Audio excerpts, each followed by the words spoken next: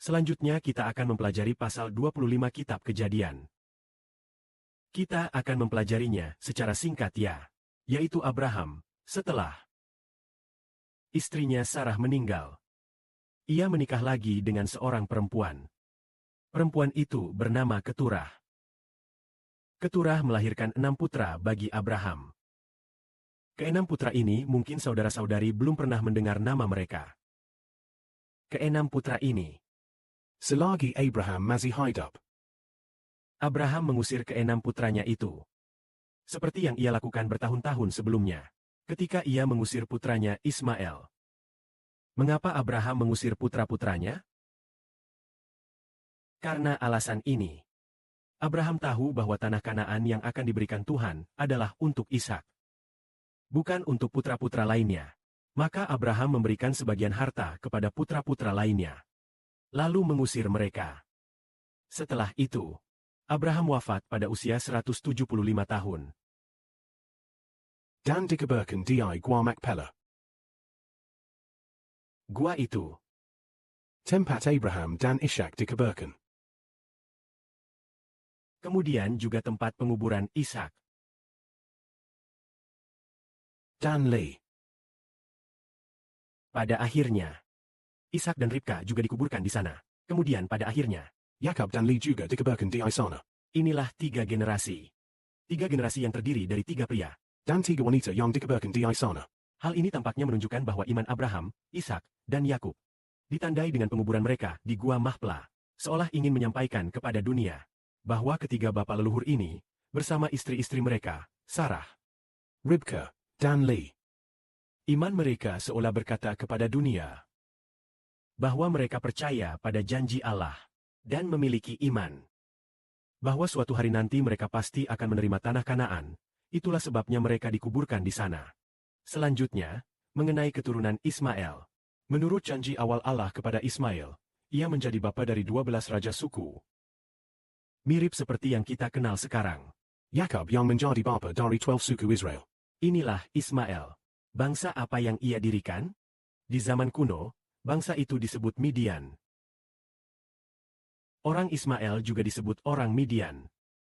Kemungkinan besar orang Arab modern memiliki hubungan keturunan dengan Ismail, putra Abraham. Setelah itu, mari kita lihat keturunan Ishak dan Ribka. Bagaimana keturunan mereka?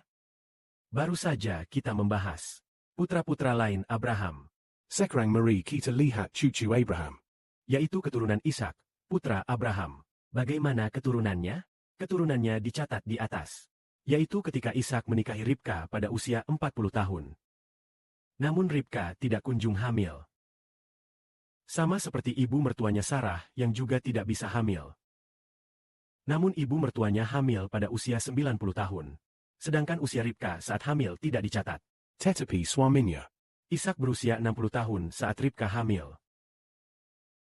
Saat hamil, ia mengandung 2 putra. Kedua putra itu, kembar, saling berkelahi dalam kandungan. Setelah saling berkelahi, Ribka pergi meminta petunjuk Tuhan. Tuhan menjawab begini, 2 bangsa ada dalam kandunganmu. dan dia bertanya kepada Tuhan begini. 2 bangsa ada dalam kandunganku. Untuk apa aku hidup? Lalu ia pergi meminta petunjuk Tuhan. Allah Bapa menjawab, 2 bangsa ada dalam rahimmu. Engkau akan melahirkan 2 bangsa yang saling bertentangan. Yang satu akan lebih kuat daripada yang lain. Sebab yang tua akan melayani yang muda. Apa artinya ini? 2 bangsa berada dalam kandungan Ribka. Salah satu bangsa pasti lebih besar daripada bangsa yang lain. Kelak yang lebih tua akan melayani yang lebih muda. Lalu, apa arti kedua bangsa ini? Yang dimaksud adalah Yakub dan Esau yang masing-masing menjadi 2 bangsa. Yakub menjadi bangsa Israel. Esau menjadi bangsa Edom. Esau dan Yakub ini seperti Esau dan Yakub yang sudah bertengkar sejak dalam kandungan. Maka kedua bangsa ini, Edom dan Israel, selalu bermusuhan. Itulah maksudnya. Namun sebagaimana firman Tuhan, nanti yang tua melayani yang muda. Melainkan justru Edom akan ditaklukkan oleh Israel. Nanti, ada suatu kitab Nabi yang menyatakan. Ada satu kitab Nabi. Saya lupa nama kitab Nabi mana itu. Yang menyatakan bahwa kelak Yakub, yaitu Israel, akan Mengakimi gunung Esau. sehingga merebut tanah Esau. Maksudnya adalah kerajaan Israel Rohani akan merebut kerajaan Esau, Edom Rohani. Inilah makna dari kedua putra ini. Apa yang terjadi saat kelahiran kedua putra ini? Wah, saat kelahiran mereka. Pertama-tama, Esau lahir lebih dulu. Seluruh tubuhnya berbulu. Namun adiknya, Yakub, Ikat keliwa sambil memegang tumit Esau. Dia keliwa sambil memegang tumit. belum pernah terdengar sebelumnya. Biasanya bayi lahir setelah ibu bersusah payah melahirkannya. Tetapi Yakub ini sepertinya ibunya tidak perlu bersusah payah. Dia langsung keluar. Dia langsung memegang erat tumit kakaknya. Keluar sambil mencengkeram kuat-kuat. Kemungkinan saat bidan menarik Esau keluar dari rahim ibunya. Ketika dia sedang ditarik keliwa dari rahim ibu. Mungkin Esau ditarik keluar. Namun Yakub yang memegang tumitnya ikut keluar bersama-sama. Ini menunjukkan betapa kuatnya dia. Memegang tumit kakaknya hingga keluar. Bahkan sejak dalam kandungan, ia sudah menunjukkan semangat pantang menyerah dan tekad maju terus.